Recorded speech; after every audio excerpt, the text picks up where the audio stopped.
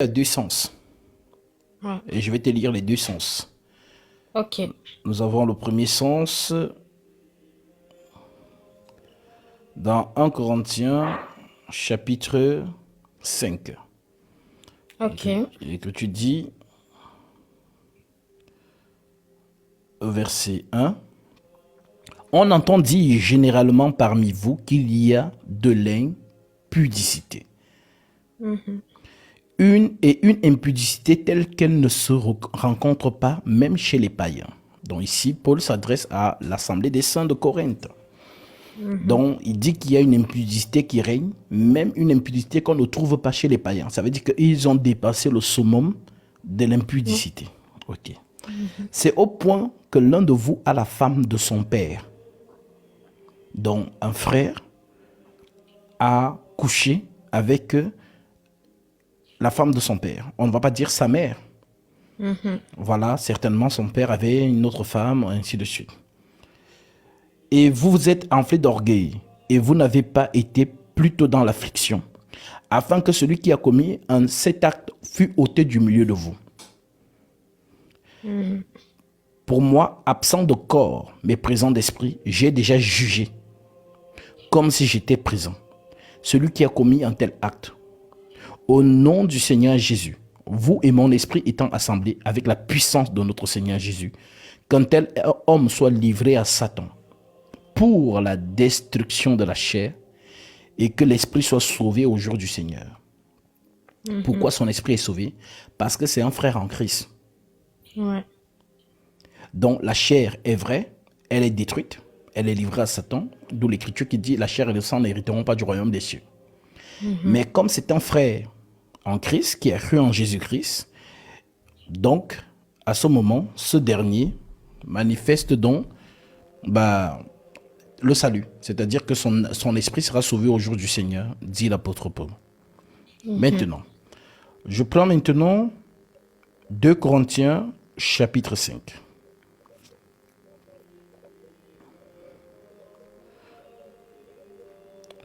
Je lis à partir du verset.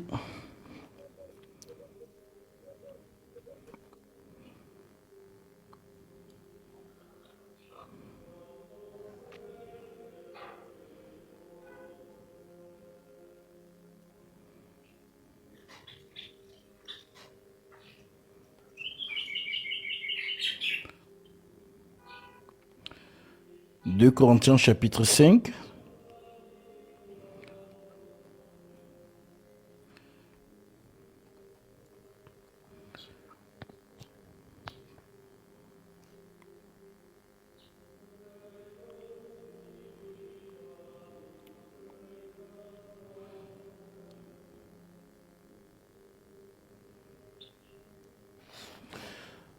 Je prends à partir du verset. Ah non, c'est 1 Corinthiens.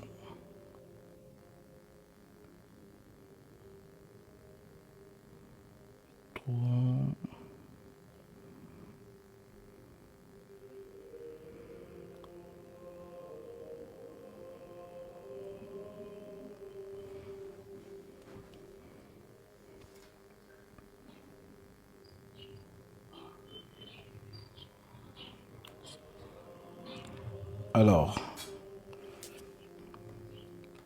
l'écriture dit. C'est Romains 6. Je prends à partir du verset 15. Mhm. Quoi donc? Pécherions-nous parce que nous sommes sous la loi, mais non sous la grâce? Loin de là. Ne savez-vous pas que, en vous livrant à quelqu'un comme esclave, pour lui obéir, vous êtes esclave de celui que vous obéissez, soit du péché qui conduit à la mort, soit de l'obéissance qui conduit à la justice. Mais grâce soit rendue à Dieu de ce que, après avoir été esclave du péché, vous, vous avez obéi à cœur à la règle de la doctrine dans laquelle vous êtes instruits. Ayant été affranchis du péché, vous êtes devenus esclaves de la justice. Je parle à la manière des hommes à cause de la faiblesse de votre chair.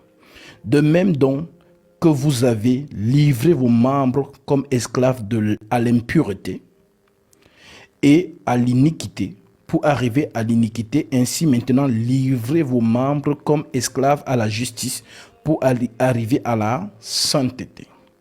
Donc, selon 1 Corinthiens chapitre 5 que nous avons lu, le frère justement qui a commis l'impudicité, ça veut dire que c'est une question de sexualité, d'une vie de désordre. Oui. Maintenant, l'apôtre Paul, dans 1 Corinthiens chapitre 7, sachant que la volupté sexuelle, c'est quelque chose qui dérange beaucoup les saints dans leur marche. Il nous dit donc, dans 1 Corinthiens 7, pour ce qui concerne les choses dont vous m'avez écrites, je pense qu'il est bon pour l'homme de ne point toucher de femme. Oui. Toutefois, pour éviter l'impudicité, que chacun ait sa femme et que chaque femme ait son mari. Que le mari rende à sa femme ce qu'il lui doit. Donc ici, il parle de la chambre. Et que le mari agisse de même envers sa femme. Et que la femme agisse de même envers son mari. La femme n'a pas autorité sur son propre corps, mais c'est le mari. Et pareillement, le mari n'a pas autorité sur son propre corps, mais c'est la femme. Ne vous privez pas l'un de l'autre, si ce n'est d'un commun accord pour un temps, afin de vaquer à la prière. Puis retournez ensemble de peur que Satan ne vous tente par votre incontinence. J'ai dit cela par condescendance, je n'en fais pas en ordre. Je voudrais que tous les hommes fussent comme moi, en Leucothème, ayant le don de célibat. Mais chacun tient de Dieu un don particulier, l'un d'une manière et l'autre d'une autre. À ceux qui sont mariés et aux veuves, j'ai dit qu'il aurait bon de rester comme moi. Mais s'ils manquent de continence, qu'ils se marient, car il vaut mieux se marier que de brûler.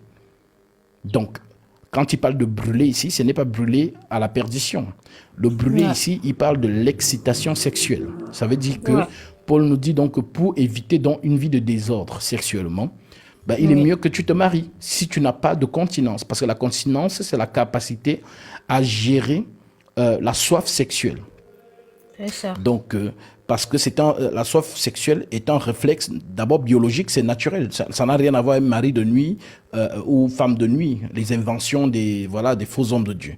Ça veut dire que lorsque une femme naturellement a envie de faire l'amour, si elle a envie, ça veut dire que c'est quelque chose de biologique. Le corps lui l'appelle à se satisfaire sexuellement.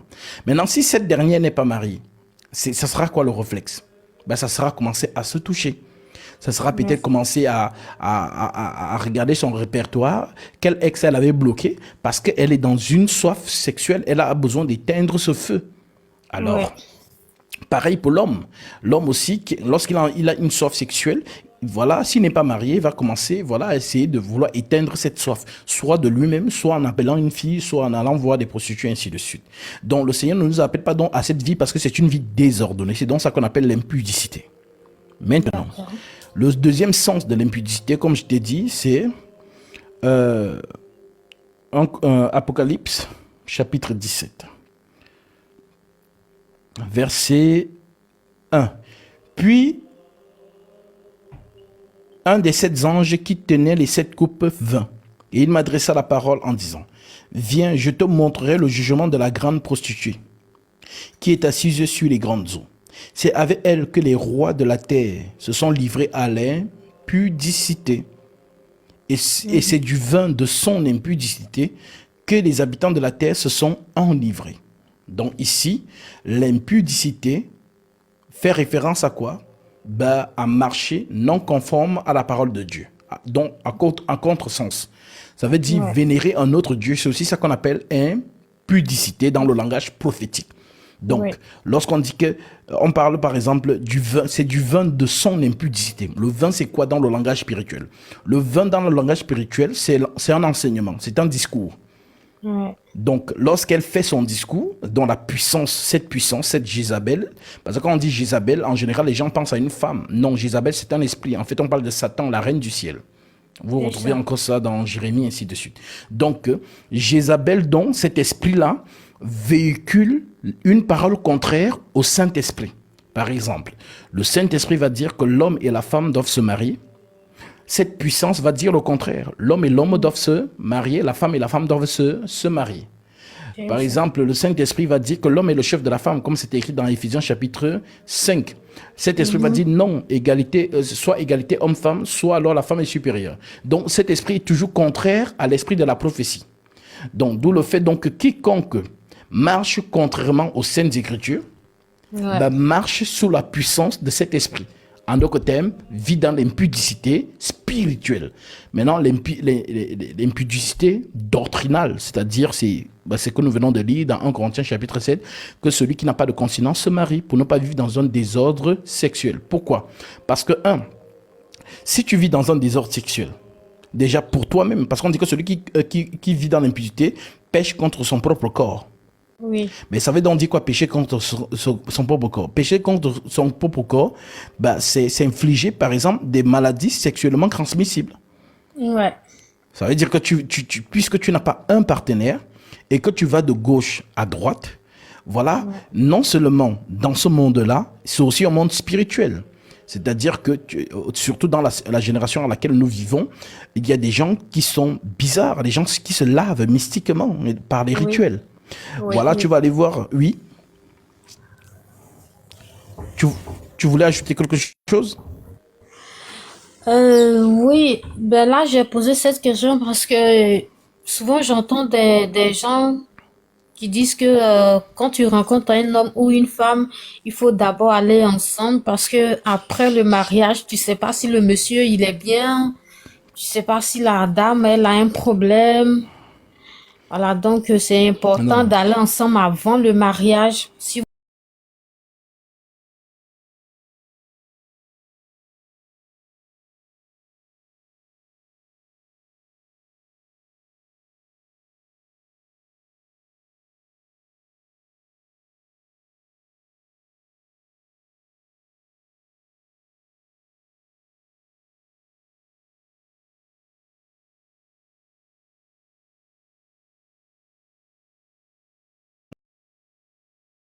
Qui est inspiré de Nombre chapitre 30.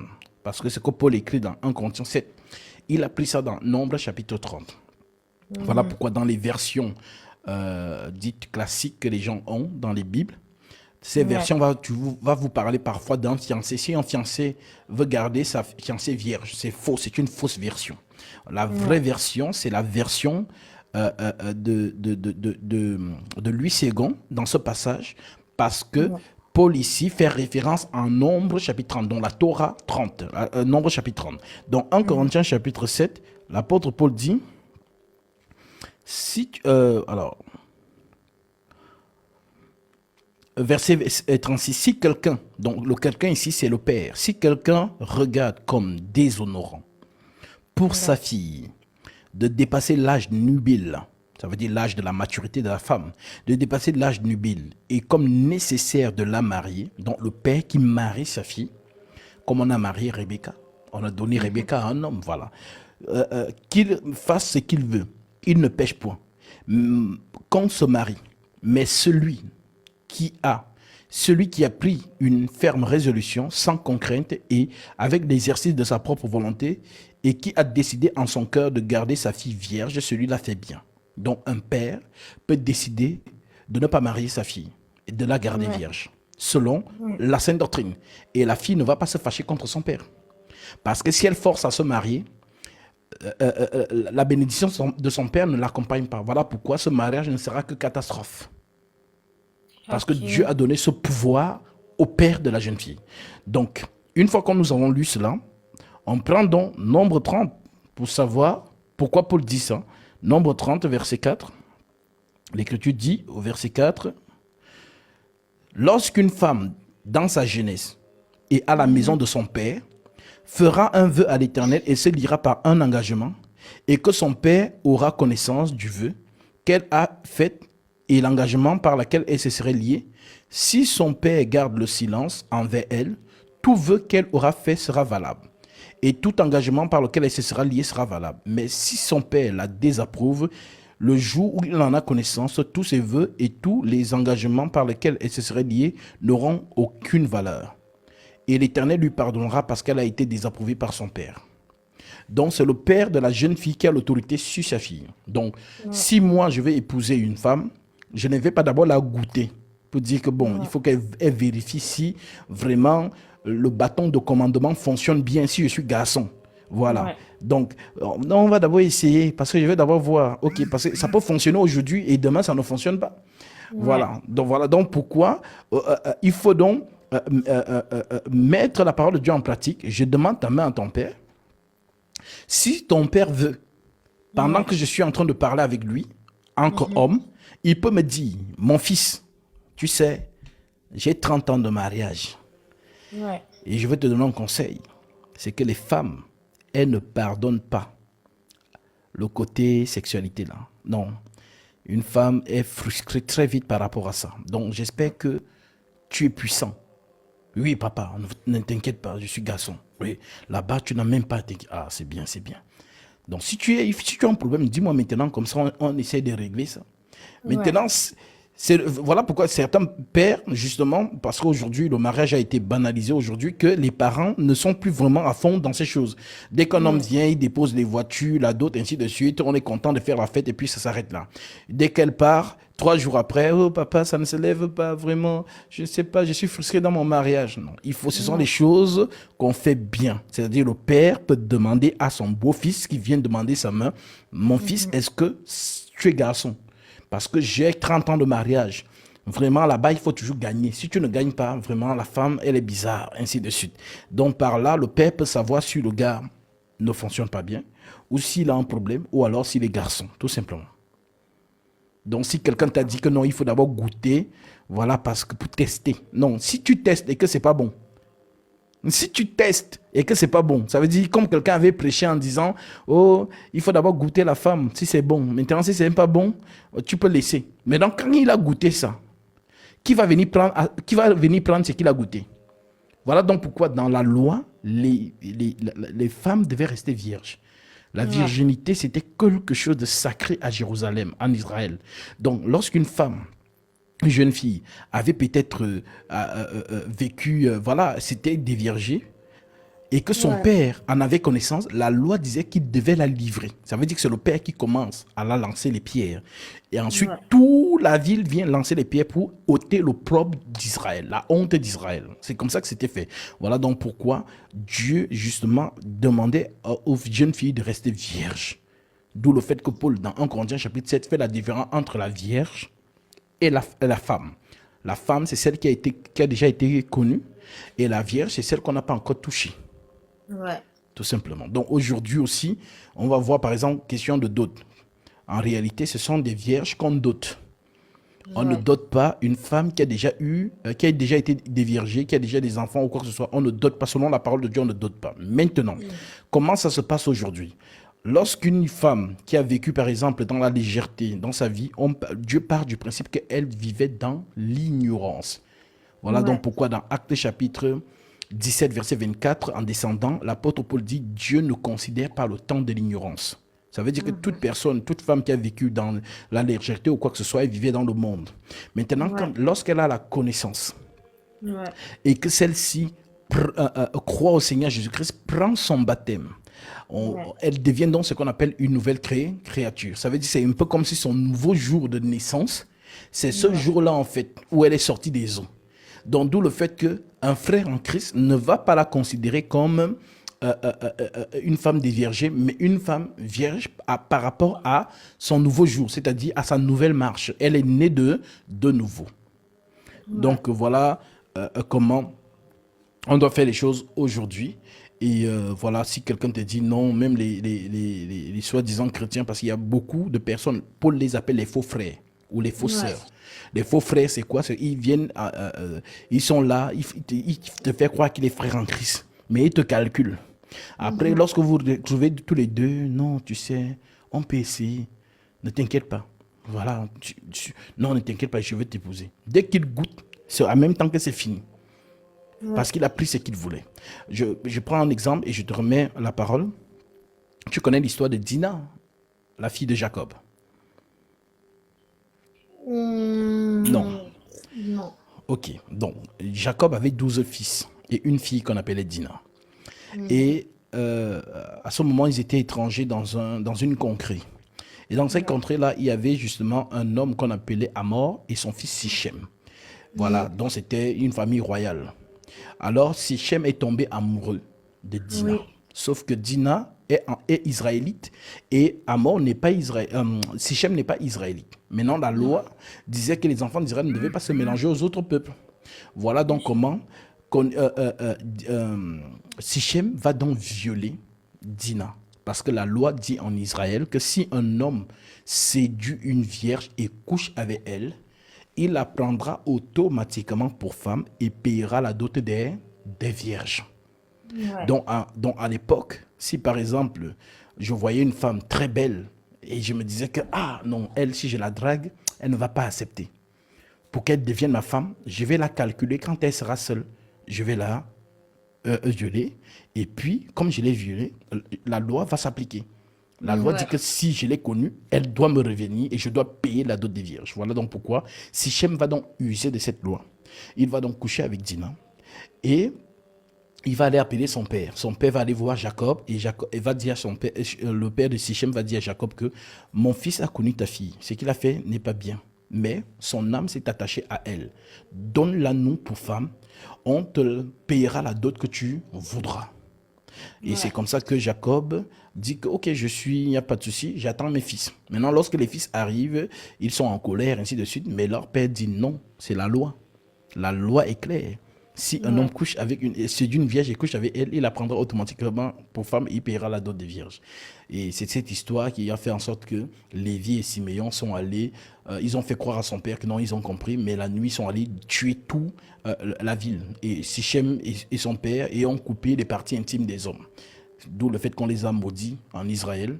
Et bon, je ne vais pas entrer dans les profondeurs, mais pour te faire comprendre que dans la loi, il y avait cette chose-là où tu ne devais pas justement être découverte, on va dire ça comme ça. Sinon, c'était une honte pour ta famille.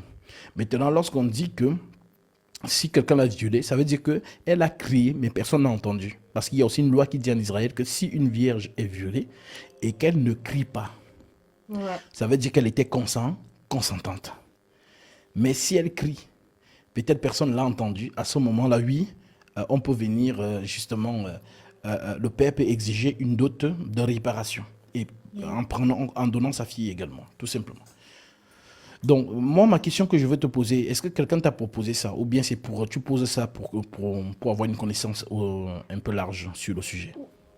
Oui, c'est juste avoir une connaissance parce que quand je comprenais pas bien, je faisais des trucs. Après, quand j'ai compris qu'il ne faudrait pas aller avec un homme avant le mariage, je me suis gardée jusqu'à présent. Après, j'apprends qu'on dit non, il faut goûter, il faut... Parce que après, tu sais pas, je dis bon, pour ne pas faire une bêtise encore, vu que je vous suis, c'est mieux que je demande et puis voilà, quoi. Ah, maintenant, tu sais, maintenant, tu as la connaissance que Ouais. personne, comme tu as décidé, parce que on va dire, comme je t'ai dit, acte 17, verset 24, Dieu considère que tu étais dans l'ignorance, voilà pourquoi tu as vécu dans la légèreté. Maintenant que C'est tu as la ça. connaissance, maintenant, bah, tu te préserves. Et Dieu aime Ouais. ça. Lorsqu'une Ouais. personne peut-être n'avait pas la connaissance, une fois que la personne a la connaissance, bah, elle se range derrière la connaissance. Ouais. Donc, Ouais. dans cette attitude, tu vas voir, Dieu t'enverra quelqu'un de bien dans le Seigneur. Moi, je te conseille que ce soit quelqu'un, un frère en Christ dans le Seigneur. Voilà, Amen. et voilà, vous verrez la main de Dieu dans votre vie, tout simplement. Mais priez pour qu'il se dépêche parce que là, ça dure. Alors, vous savez, j'ai dit souvent, concernant le mariage, Mhm. euh, vous allez voir que certaines personnes vont toujours vous dire, je vais prier pour voir si Dieu va me montrer si tu es ma femme ou quoi que ce soit. Alors, Ouais. moi, je n'ai pas vu ça dans la loi, ni dans Ouais. les prophètes. Je n'ai pas vu ça. Dieu a donné les yeux à un homme d'observer une femme. Parce que Mhm. Jésus a dit, si un homme regarde une femme et la convoite dans son cœur, il a déjà commis adultère avec elle. Sauf Ouais. que on ne peut que commettre adultère avec une femme si elle est mariée. Donc en réalité, la femme dont Jésus parle, c'est une femme mariée et non une femme célibataire. Sinon, les hommes vont commencer à draguer les femmes avec les yeux baissés ou bien le bandeau sur les yeux pour ne pas voir. Donc, la Mhm. femme célibataire peut être appréciée comme Jacob a apprécié Rachel au puits. Il a trouvé, on dit que Rachel était belle de figure et de taille. Donc, ça n'a pas été inaperçu de Jacob. Il a bien vu que, ah, vraiment, et il a aimé, il a pris pour femme. Voilà pourquoi il a travaillé 7 ans pour elle avec zèle. Maintenant, donc, dans cette histoire de mariage, que les gens arrêtent de dire, non, Dieu m'a dit que tu es ma femme, Dieu m'a dit que tu es mon mari. Non. Pourquoi? Parce que si ça se gâte devant, vous allez dire quoi? Est-ce que c'est aussi Dieu qui a dit? Non. Donc, en ce qui concerne les rapports d'hommes et de femmes, si tu as peut-être vu un frère qui te plaît bien, tu peux faire comme la fille de Saoul, qui avait demandé à son père de lui donner pour femme à David. Donc, pareil pour le frère, si tu as vu une sœur qui te plaît bien, va directement vers elle. Ne va pas directement vers le soi-disant pasteur, parce que lui aussi peut avoir les yeux sur la même sœur. Ouais. Après, il va te dire, oh non, elle a beaucoup de démons, il faut laisser. C'est un menteur. Donc, si tu as vu une sœur qui te plaît, va vers la sœur. Et dis à la sœur, ah ma sœur, franchement, j'étais observé. Parce qu'il faut observer. Tu ne vas pas aller comme ça. Ouais. C'est ce qu'on appelle avoir un admirateur secret. Ça veut dire que tu regardes la sœur, tu vois son comportement, tu vois comment elle est, ainsi de suite. Et lorsque vraiment, voilà, tu as vraiment vu qu'elle rassemblait, qu'elle c'est une sœur qui marche dans les Écritures et qui va mettre Éphésiens chapitre 5 en place. À ce moment, tu te déclares donc, ah ma sœur, je t'observe depuis vraiment, tu me plais bien, je voudrais que tu sois ma femme. Ne va pas dire Dieu m'a dit. Non, je voudrais que tu sois ma femme. Maintenant, si la sœur, c'est réciproque, elle va te dire oui. Mais sauf que l'Écriture dit que le oui de la fille n'a pas de valeur. Donc, elle va aller voir son père en disant que, ah papa, il y a un homme qui m'a demandé ma main, il veut bien m'épouser. Le père va donc demander à sa fille de ramener ce dernier pour qu'il vienne formuler sa demande de manière officielle. Et lorsque ce dernier vient, maintenant, le père est libre de donner sa fille à cet homme sans dot, sans demander la dot, comme il est aussi libre de la demander. C'est le père qui marie sa fille. Donc, si le père bénit sa fille sans qu'il n'ait demandé la dot à un homme, il la marie. Le père a déjà dit oui. Mais si le père demande une dot, bah, ce dernier va aller chercher la dot pour venir maintenant la donner au père et prendre sa fille et partir avec elle. Donc, voilà en fait, tout ça pour te faire comprendre que tu peux prier. Tu peux prier. Mais les histoires de non, Dieu m'a dit que tu suis ta femme ou Dieu m'a dit que tu es Ouais. mon mari, non. Dans les Écritures, tu ne vas jamais voir ça. Ni dans les actes des apôtres. Oh non, Paul, Dieu m'a dit que la sœur là, c'est ma femme. Donc ça n'existe pas. Voilà pourquoi tu vas voir que dans l'Église, aucun apôtre n'a célébré le mariage. Aucun. D'accord. Donc, le mariage, c'est quelque chose de familial. Ça veut dire que j'ai vu la sœur, je viens vers toi. Ou bien la sœur, toi aussi, il ne faut pas voir, oh, nous sommes dans le Seigneur. Si le frère te dit, si tu pars, parce que je sais que les sœurs, en général, ont peur de prendre les râteaux. Voilà, parce que voilà, la femme n'est pas trop habituée à aller vers l'homme, parce que voilà, c'est elle plutôt, on vient vers elle. Donc, si tu vas vers un frère et que le frère te dit, ah, vraiment, ma sœur, je suis vraiment désolé. La parole dit que ne réveillez pas l'amour tant qu'il n'est pas temps. L'amour Ouais. n'est pas encore à son prime, on va dire, sur moi. Donc, je ne suis pas encore prêt pour me marier. Mais que le Seigneur te soit favorable et te dirige vers un frère qui saura prendre soin de toi. C'est ça, en Amen. fait. Donc, comme ça, la sœur n'est pas frustrée. Elle sait très bien que non, l'écriture, parce qu'il a cité l'écriture, ne réveillez pas l'amour tant il n'est pas temps. Voilà, donc c'est important, tout simplement. D'accord. Merci beaucoup, le frère. Que Dieu te bénisse. Amen. Maintenant, si possible, une deuxième question. Oui. J'aimerais savoir si un chrétien peut se marier à un musulman. Alors, nous allons lire l'écriture, tout simplement.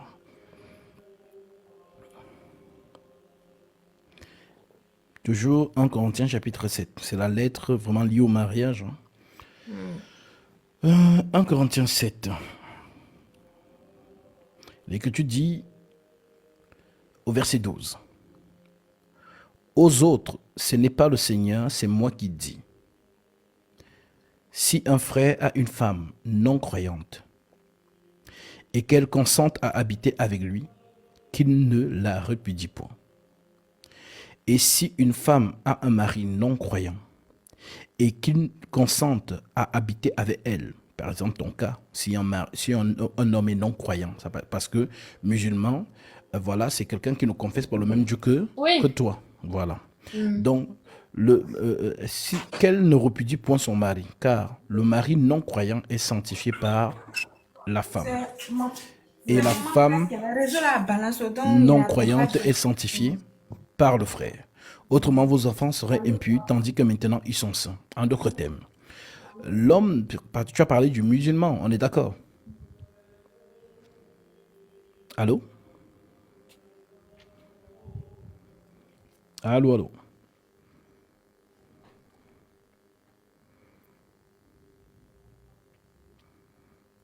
Allô, allô, allô? Allô, allô?